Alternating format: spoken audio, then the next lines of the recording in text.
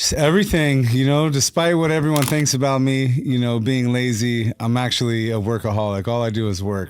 Well, I think I don't know the exact rule, but, since I had THC in my blood. Most fans know Chumlee as the lovable goofball of Pawn Stars. No, I think I know. Yeah, I'm a Pokemaster. If you're real confident, I tell you try it with a pit bull and see how it goes. Oh, pit bulls are sweet. I grew up with pit bulls my whole life. The guy who made audiences laugh without even trying. But what they don't know is that behind that easy smile was a man living a life far darker than anyone imagined. No, I don't get paid in knickknacks, but sometimes I spend my pay on knickknacks. While the world saw a funny sidekick, Chumlee was fighting battles he kept hidden since childhood.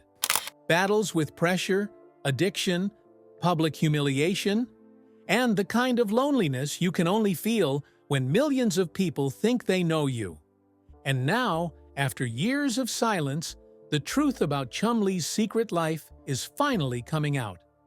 A truth filled with pain, self-destruction, and moments that nearly ended everything. How did one of reality TV's most recognizable stars lose control so quickly? What really pushed him into legal trouble, dangerous habits, and the darkest period of his entire life? Because as you're about to see, Pawn Stars didn't just make Chumlee famous. It nearly broke him. The fame that hit too fast. When Pawn Stars exploded into a global phenomenon, the world instantly fell in love with Chumlee. But not for the reasons he wished they had. While Rick was admired for his knowledge and Corey for his confidence, Chumlee became known as the show's lovable clown. Audiences saw him as the guy who couldn't take anything seriously, the guy who messed up appraisals, the guy everyone could laugh at without consequences. And at first, he embraced it. After all, who wouldn't enjoy being suddenly recognized everywhere they go? But the fame that seemed fun at first quickly became overwhelming. Chumlee wasn't prepared for millions of people having opinions about him. He wasn't prepared to open his phone and see strangers tearing apart his weight, his intelligence, even his personality. Every joke he cracked on set turned into a meme by the end of the week. Every mistake became a viral clip. Even when fans approached him in public, they rarely spoke to him like a person. They spoke to him like a punchline. And the worst part was that the more they laughed, the more the producers encouraged him to lean into the role. He had to be the funny one, the goofy one, the one who made the show feel light. Chumlee understood that the role was good for ratings, but he didn't understand what it was doing to his mental state. Because while the cameras captured a man smiling, joking, and pretending not to care, they never captured the moment he sat alone in his car after filming, wondering why he felt emptier with every passing season. The truth was simple and heartbreaking. Chumlee didn't feel like a star. He felt like a mascot. And mascots aren't taken seriously. They're used until the audience gets bored. How long could he keep pretending everything was fine before the cracks became impossible to hide? Slipping into the dark side of fame. Behind the scenes, Chumlee tried desperately to keep the darkness inside him from spilling into his work. But when the cameras turned off and the studio lights faded, he found himself stepping into a world where reality blurred with escape. Las Vegas can be a dangerous playground for anyone, but for someone feeling isolated, misunderstood, and constantly mocked, it became a trap he didn't see coming. Suddenly, Chumlee had money. Real money. And with that money came people who didn't care about him, only about what he could buy, what he could provide, and what doors he could open for them. Nights out became a routine, parties became a distraction, and substances became a way to numb the noise inside his head. He convinced himself it was harmless, that he had everything under control, but deep down he knew he was slipping. His life was becoming a cycle of late nights, blurred mornings, and a desperate attempt to maintain the cheerful persona fans expected. But the more he tried to drown the pressure, the heavier it became.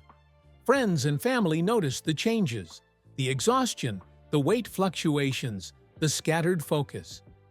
Rick and Corey were worried, but Chumlee brushed it off with jokes, insisting he was fine. It was easier to laugh than to admit he was breaking. The truth was that Chumlee wasn't just partying, he was self-medicating. Fame had pushed him into a corner, and instead of confronting his pain, he found temporary relief in all the wrong places. And while he believed he was hiding it well, the consequences were already building behind the scenes, waiting for the moment they would explode into a public disaster. Because the night that changed everything, the police raid, the headlines, the accusations, was not an accident. It was the result of years of pain, denial, and self-destruction finally catching up to him. What really happened during that raid? And why did it send his entire world crashing down? The raid that shattered his world. The morning of the raid didn't feel real to Chumlee. One moment he was waking up to the quiet hum of his home, and the next, police were pouring through the door with warrants, accusations, and assumptions that would haunt him for years. It was the moment every celebrity fears, when your private life, no matter how messy or misunderstood, is suddenly spilled across national headlines before you even have a chance to speak. The search lasted hours. Officers combed through every corner of his home while he stood there, feeling as if the life he had built was being ripped apart in slow motion. Investigators didn't just see a TV star, they saw a man with fame, money, and influence, which made every minor discovery explode into something exaggerated and sensational. And the media pounced immediately, painting Chumlee not as a struggling human being, but as a villain, a danger, a scandal waiting to happen. He wasn't prepared for what came next. The mugshot that would circulate the internet in minutes, the headlines that distorted details before facts were even confirmed, and the tidal wave of judgment from people who had once called themselves fans. Overnight, he went from family-friendly TV personality to the center of a controversy that felt impossible to escape. Most people didn't wait for the truth. They filled in the blanks themselves. And what hurt Chumlee most was not the accusations, but the silence from people he thought were his friends. As he stood alone facing the consequences of years of emotional neglect and self-destruction, he realized something painful. Fame had given him a spotlight, but not a support system. The raid didn't just damage his public image, it shook the foundations of his identity. For the first time, he had to confront the truth he had avoided for years. His life was spiraling, and unless he faced the darkness head-on, it was only going to get worse. But how do you rebuild when the world has already decided who you are? The show turns its back. In the weeks that followed, the pressure didn't ease. It escalated. Chumlee hoped the show would stand by him, that the people he'd filmed with for over a decade would step forward, offer support, or at least acknowledge that he was more than a headline. But instead, everything grew quiet. Too quiet. Pawn Stars was a massive franchise, a brand bigger than any one person.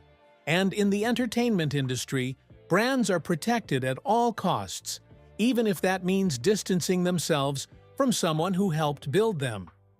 Chumlee wasn't fired publicly. There was no formal statement condemning him, but there was something worse. A cold, strategic silence. Episodes featuring him aired less frequently. Promotional materials excluded him. And behind closed doors, the message was clear. The network was preparing to move on without him. For Chumlee, this was a different kind of heartbreak. The show had been his home, his livelihood, and in many ways, his family. He wasn't just an employee, he was a fan favorite, someone who had contributed to the humor and heart of the series. But as the controversy grew, he realized something devastating. The entertainment world only loves you when you're profitable. Once trouble appears, loyalty disappears. Chumlee felt abandoned, not because he believed he was innocent of everything, but because he believed he deserved compassion. A chance to explain, a chance to heal. Instead, he was treated like a liability, a risk, a problem that needed to be quietly erased rather than understood. As the show continued filming without him, Chumlee was forced into the hardest chapter of his life. He wasn't battling just legal issues or public perception. He was battling the crushing loneliness of being forgotten by the very people he thought would stand beside him. But what the world didn't know was that this low point would become a turning point. Because when everything collapsed, Chumlee had no choice but to confront the parts of himself he'd avoided for years. What pushed him to finally step away from the chaos and rebuild his life from the ground up? The weight of fame he never asked for. Long before the scandal, long before the headlines and the mugshot, there was a different Chumlee, a version of himself he secretly missed, the goofy, carefree kid from Las Vegas who never imagined he'd end up on one of the biggest reality shows in history. But fame is a strange thing. It doesn't arrive slowly or politely. It hits like a tidal wave, and for Chumlee, it swept him into a world he wasn't prepared for. He had always been the comic relief, the one who made the audience laugh, the guy who could turn a bad day at the gold and silver pawn shop into something lighthearted. But behind the humor was a man who struggled deeply with anxiety, with insecurity, and with the pressure of being America's lovable screw-up. It was a role fans adored, but one that chipped away at Chumlee privately. Every mistake he made became a meme. Every mispronunciation became a viral moment. Every misunderstanding became a punchline. And over time, Chumlee began to believe the jokes himself. The more people laughed, the more he felt pressured to become the character they expected. Sillier, clumsier, more confused than he actually was. And the fame came with something even darker.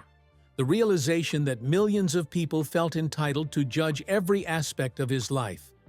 His weight, his intelligence, his friendships, his lifestyle, nothing was off limits. Strangers who had never met him felt comfortable tearing him apart in comment sections, assuming he would never see the words that cut deeper than he let on. But he did see them. Late at night, when the cameras were off and the house was quiet, Chumlee scrolled endlessly through the negativity. The constant criticism wore on him until he reached a point where he used humor not because he was happy, but because it was the only shield he had left. Humor became armor. Laughing became survival. And when the pressure grew too heavy, he started turning to things that made the world feel quieter. Distractions, habits, and escapes he thought he could keep hidden forever. But nothing stays hidden forever.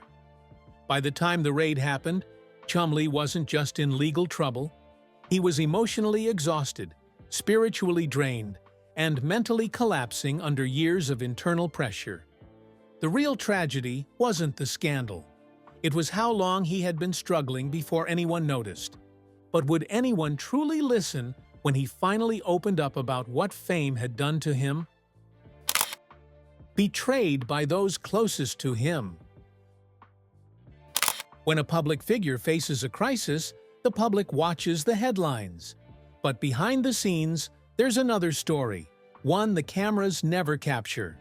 For Chumlee, the deepest cuts didn't come from journalists or trolls online. They came from the people he trusted. Some friends distanced themselves immediately after the raid. Calls went unanswered. Invitations stopped. People who once used his fame to get into events now pretended they barely knew him. It wasn't anger that Chumlee felt. It was heartbreak. But nothing hurt more than the tension within the Pawn Stars family. Rick Harrison had always been the boss, the mentor, the man who created the empire that made them all household names. And Corey, Chumlee's childhood friend, had been by his side since long before the cameras ever rolled. But when the controversy erupted, neither seemed to know what to say or how to support him. Instead of stepping forward, they stepped back. There was no dramatic confrontation, no shouting match, no friendship-ending blowout. It was something quieter, which somehow made it even harder to accept. A subtle withdrawal, a shift in tone, a feeling of being handled rather than helped. It was as if the show's success mattered more than the human being at the center of the storm. Chumlee knew they were protecting the business. He understood the pressure of the show, the franchise, and the network breathing down everyone's neck. But part of him couldn't shake the question.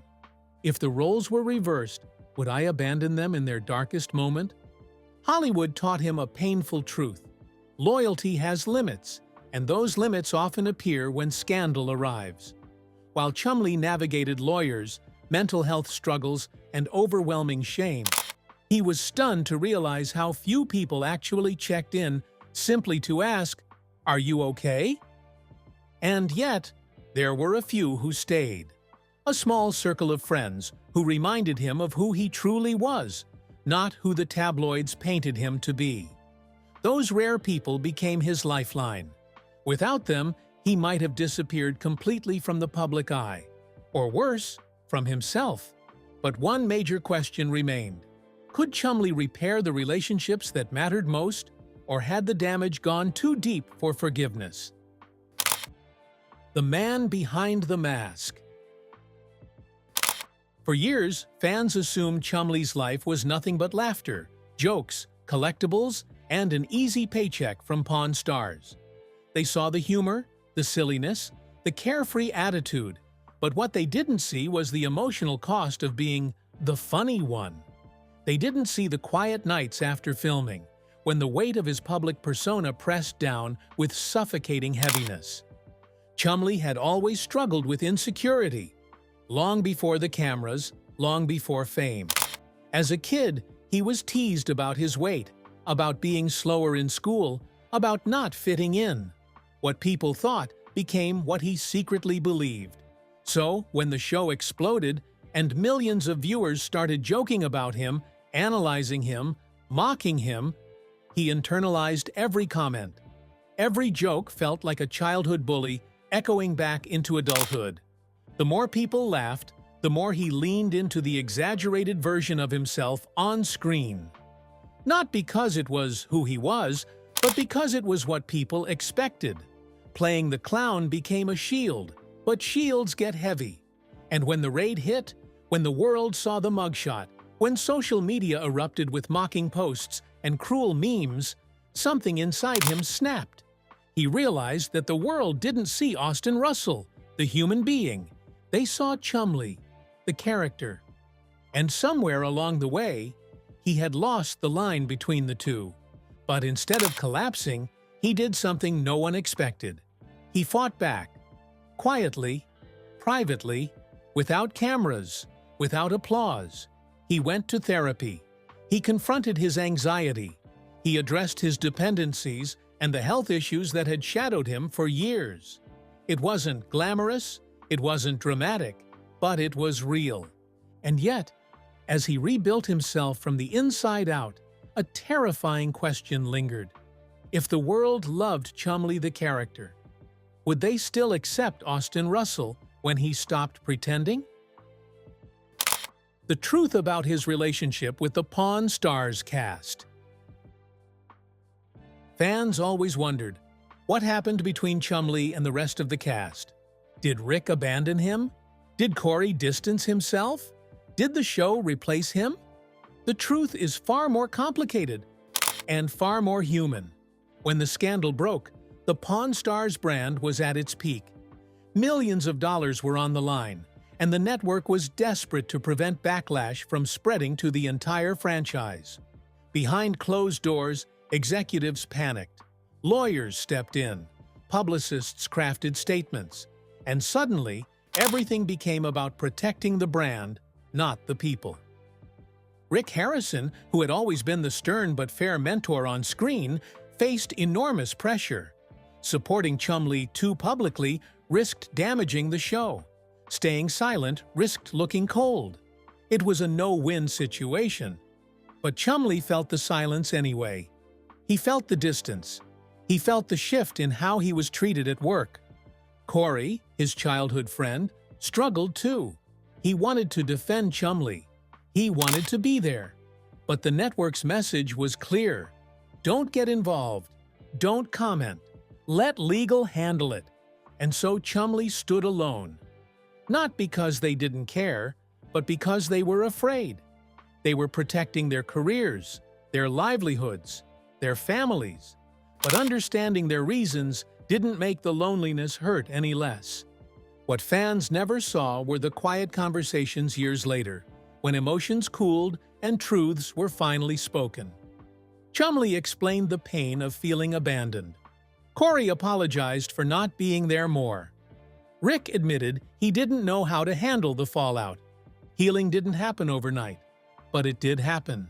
And through it all, Chumlee discovered a truth far deeper than fame, fortune, or reality television.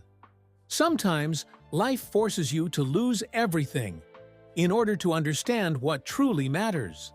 But as he began to rebuild his relationships, his health, and his future, he had no idea another storm was coming, one that would test his strength more than anything before. Fame, fear, and the breaking point no one talks about. As the years passed, Chumlee's world shifted in ways the public never fully understood. Fame had given him money, recognition, and opportunities he never dreamed of. But the same fame that built him up also exposed him to pressures he wasn't prepared for. People assume reality stars have it easy. They smile on camera, crack a joke, buy an item, and call it a day. But behind that simple exterior lies a brutal truth. Reality TV isn't just filmed. It's manufactured. Producers craft characters, exaggerate traits, and push personalities to extremes because drama sells. And for Chumlee, the role he was pushed into, the lovable fool, the quirky comic relief, began to consume him. Every time he walked into the shop, he wondered if he was being himself or acting out the story someone else wrote for him. Every pause in conversation made him wonder if a producer was waiting for him to say something Chumlee enough. Every laugh from fans online made him question whether they were laughing with him or at him. That level of emotional tension doesn't just crack people, it reshapes them. The more successful the show became, the more the pressure intensified. Viewers expected Chumlee to stay funny, carefree, slightly clueless, but real life isn't a script.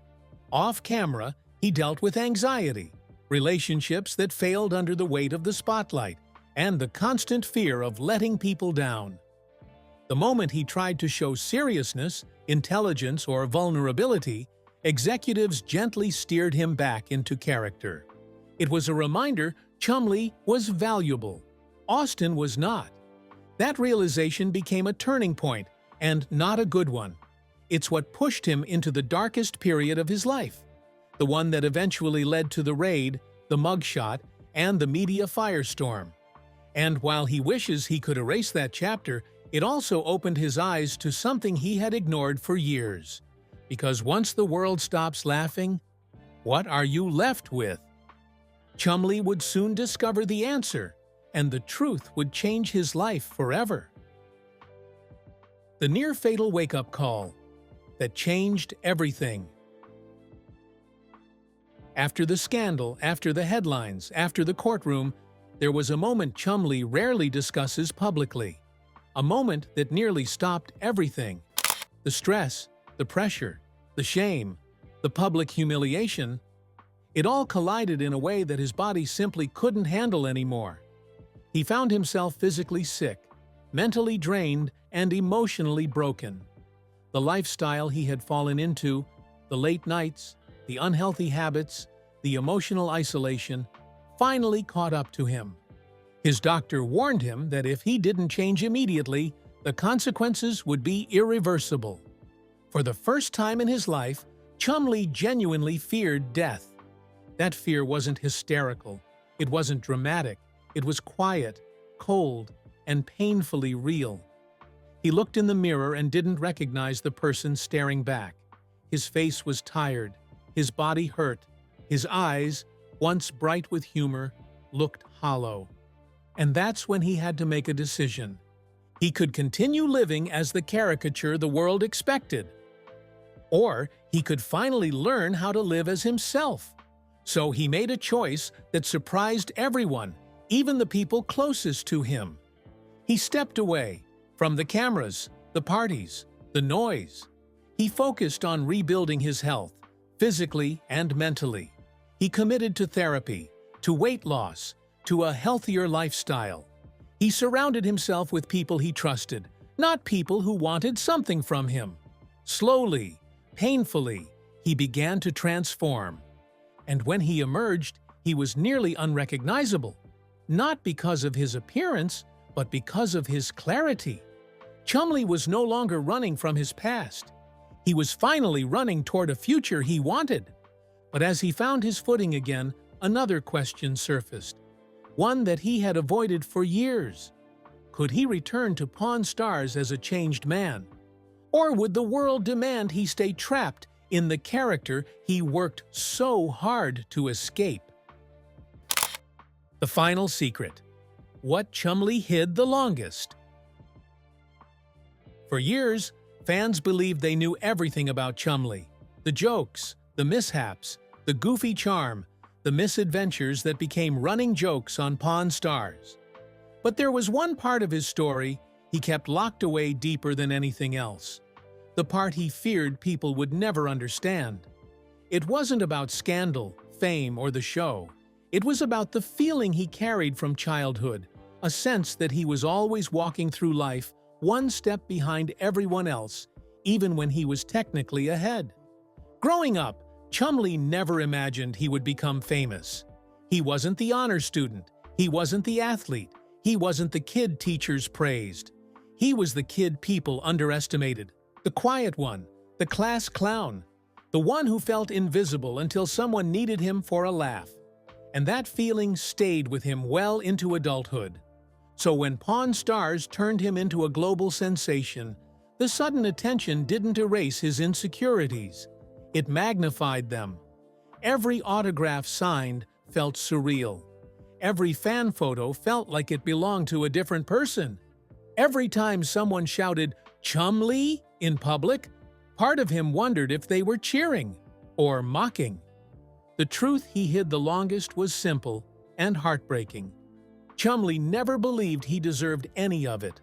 Not the fame, not the love from fans, not the chance to reinvent his life after his darkest chapter. He carried imposter syndrome like a weight on his back, one so heavy that even success couldn't lift it. And it grew worse every time someone called him dumb or lazy or a joke. People forget that even reality stars read comments. They forget that behind every meme is a person who sees it. They forget that ridicule doesn't bounce off. It buries itself deep. But something changed when he rebuilt his life.